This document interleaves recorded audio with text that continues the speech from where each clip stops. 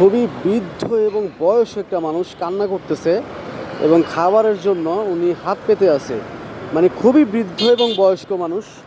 এটা হচ্ছে সোবানবাগ লাল মসজিদের সামনে।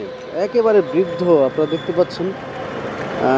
বয়স্ক একটা মানুষ, উনি কান্নাজড়িত কণ্ঠেই মূলত মানুষের কাছে খাবার চেয়ে অথবা হাত পেতে উনি সাহায্য চাইছে। আমি দাঁড়িয়ে দেখলাম অনেকে সাহায্য করছে অথবা অনেকে করছে না। একেবারে বৃদ্ধ এবং বয়স্ক একটা মানুষ। আসসালামু আলাইকুম খালা, কেমন আছেন? কই থাকেন আপনি? হ্যাঁ,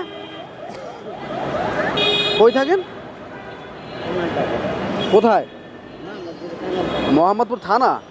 ও, খাওয়া দাওয়া করছেন দুপুরে?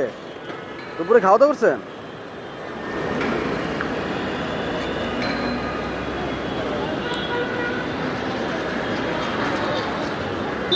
আপনার ছেলে মেয়ে কই? ছেলে মেয়ে নাই?